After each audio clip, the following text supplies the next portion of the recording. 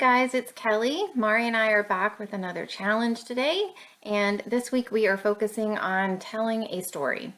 So there are plenty of things that I thought about and, was going back and forth trying to figure out, number one, what I was in the mood to scrap and, just kind of things like that. And I ended up deciding on using these photos of my car that my son was driving and ran into a tree.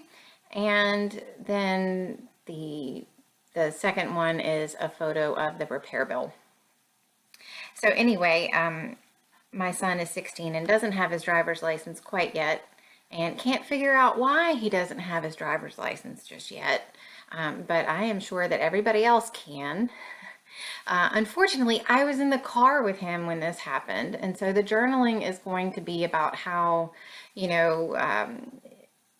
I was in the car, I could see it coming, I couldn't, my mouth was open and the words just were not coming out, and, he was backing out of a driveway, and I just couldn't stop him because I couldn't get the words out, and, anyway, the poor kid felt awful. And, the story continues about how I told him that it really could have been worse. And the title for this is It Will Get Better.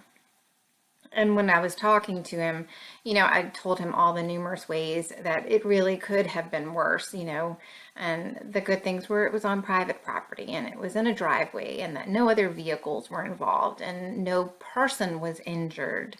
And, that we didn't have to report it to our insurance company. There's no police report filed. I mean, it's just, a lot of things that if you're going to have something happen, this is definitely the way that you want it to go. Not saying you want it to happen, but anyway, so that is what the story was going to focus on. And I debated whether or not I wanted to type it or just handwrite it. And I purposefully put the photos in the upper left-hand quadrant and the title in that lower right-hand corner of the page because I knew that my journaling would take up quite a bit of space and I wanted that white space to be available for the journaling. So that is my thought process when, going into making this page. I chose the Amy Tangerine Better Together paper. The ones with the arrows, that paper on that left-hand side, I just thought was perfect for a couple of reasons. Number one, there's plenty of arrows when you're driving, but number two, just kind of to really put focus on the damage to the car.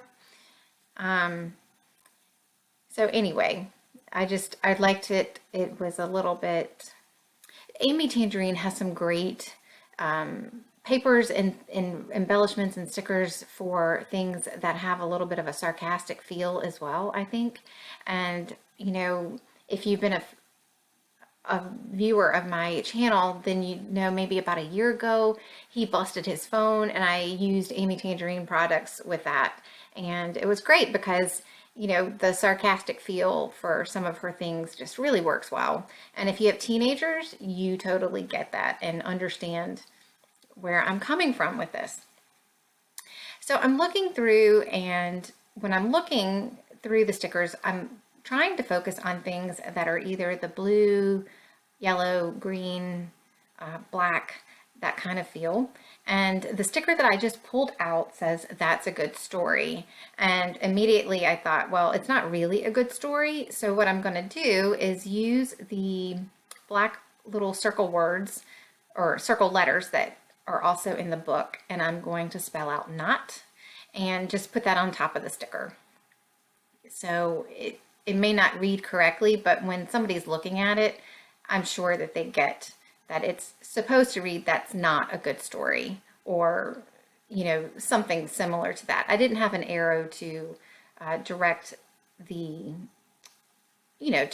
word placement, but I thought it was fine.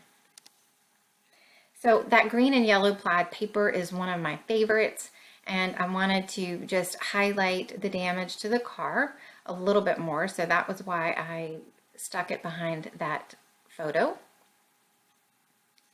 And I am going to pop it up on some craft foam as well because, well, it's kind of like the highlight of the story. So I like to bring a little bit of emphasis to either one of the photos or the main photo when I'm making my layouts. So I'm just trying to get my layers just right. I don't, that little bit doesn't really make that much of a difference, but I knew what I wanted to do. And when I was thinking about my journaling, I really wanted to make sure that I still would have plenty of white space. So with my title, I'm looking at it and I know that I want to ground it somehow. And I didn't really want to use paper strips, which is something that I will commonly do. So I end up pulling off a sticker and I'm going to, it's a yellow kind of like a paint splash sticker, and I'm going to put the "It Will Get" on top of that to help ground that part of the title. And then I'm going to later come back with some washi tape and put some washi tape underneath the better part, just to help finish off that cluster and to bring a little bit more emphasis on the title.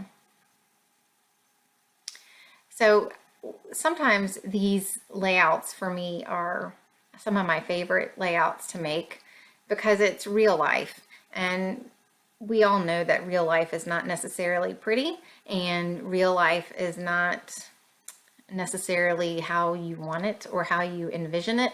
I mean, nobody wants to pay, almost $2,000 to fix a car. But I will say that when making this page, it was just one of those things that, I knew that we would look back at some point and just be glad that it was documented. So in just a second, I decide that I need to walk away from it for a little bit. That is typically one of the things that I do. Is I feel like when I walk away, even if it's just to like put a load of laundry in and maybe get something to drink, that kind of thing, that I can come back and look at it and see things that either need to be done or that I want to do to make it just look better for me, or to bring more emphasis on things that I want. And so when I came back, I knew that I wanted to put the pop dots behind the camera that is going to go in that upper cluster on the right. And I also had found some yellow star stickers in the sticker sheet, and I put those in 2 of the clusters. I did not have enough of those yellow sketchy stars, and I didn't have anything else that really went with it. So I decided that I'm just going to layer up some washi tape underneath that and try to bring the yellow in different ways. I love to have my clusters represented, so if I'm going to have 3 of an item, that's my preferred method. But I've also learned to kind of let things go. And if I don't have 3 stars, I don't want to not use the 2 stars that I have, because then that kind of defeats the purpose of having, the stickers.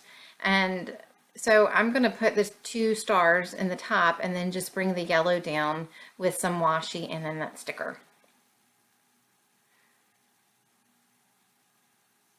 So I will end up layering the 2 washis over top one another, and I just do it to where the blue is just over top of the yellow. And I didn't want to be able to see the different, how if you put something on top of a darker thing on top of a lighter thing, that it'll, show through. I didn't want there to be a lot of different colors, and it worked out perfectly. I think that the tear in the washi tape just had enough of that, I guess, texture to where you didn't see the different colors underneath it. So it's true to the color. You see the blue and you see the yellow. So I am going to see if I can get some more blue up under that cluster, but I just didn't like the way that it was looking. It was kind of just looking like I threw it on to throw it on. And then I thought, well, let me see if I can get it up in that cluster. And I didn't like that either. So I end up just leaving it. had this washi in my stash and I wanted to see what I could get used. But for me, sometimes less is more. So I do a couple of things off camera because my battery was really low, but you'll see them in the pictures in the close-ups. I have some black splatters and some enamel dots, and that's pretty much it. And then you will be able to see the journaling, of course. So be sure and check out Mari's video and take a look at the close-ups, and I will see you soon. If you have any ideas, let us know because we would love to hear them. Take care. Bye.